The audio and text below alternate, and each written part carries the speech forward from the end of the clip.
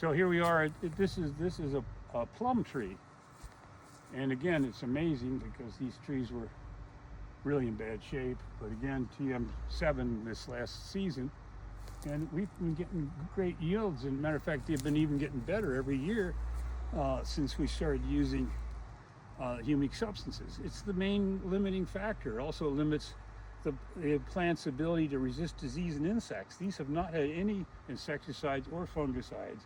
There's a little bit of leaf feeding damage, but no, I mean, just minor, because the plant can produce its substances to repel insects and fungi. That's the activation of pathways that the plant uses to protect itself. And so we have nice plums in an area of the country where they used to have a big industry for plums, and thanks to diseases and insects, it doesn't exist anymore. Just like this used to be a big cherry producing area, plum and prune plums, and those industries died. And so did the hops industry. Same problem, fungi and insect diseases. And that's the main problem, was the lack of humic substances. And I don't know why they just don't recognize that. We know that there's substances in humic substances that give the plant the resistance to diseases and insects, as well as increase crop yields and soil microbial and fungal dominance in the soil that produce VOCs that also help the plant resist diseases and insects. All over here we have the other kind of plum, and this is the prune plum. This is the kind they make prunes out of. And it used to be a major industry around Salem, Oregon, and the Willamette Valley here. Always a major producer of these prunes, which you dry, and everybody knows what a prune is. Now this is prune plums, but look at the yield. This industry also died and went away.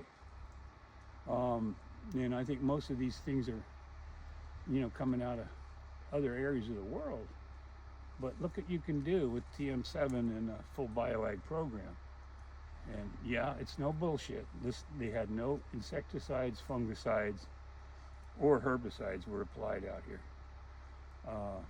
And yet we have cosmetically perfect fruit. No damage, this is cosmetic. Nobody's gonna complain about, like, how does that happen? It happens because humic substances and humus and organic matter and fungal decomposition of that organic matter produces substances and VOCs that activate the plant cells to turn on its resistance to diseases and to produce its own biostimulants. And that's a fact. And I've been trying to tell this story for 60 years, and here it is. Here's the result. Here's reality. Like, I'm just afraid that this is the true reality here that we're dealing with. And we ought to be paying a lot more attention to humic substances, whether you make your own compost or you buy humates or you buy bioag products or whatever. It all boils down to that. And that's what civilizations come and go based on the lack of humic substances. And that's where disease comes from for animals and humans. So I'm proving it. Here it is. Take it or leave it. It's the truth and it's the reality, and it'll be, if we survive long enough, it'll be proven. But you can do it now. You don't need to wait. You don't need to listen to the story of the petrochemical industries with their spray and pray program and their chemical salt fertilizers. What's that done for us? So anyway, you're looking at the answer for decline in declining groves and to prevention of diseases and insects. And you can find out more by going to our website or my YouTube channel. Dr. Faust, biostimulants, and bioag.com.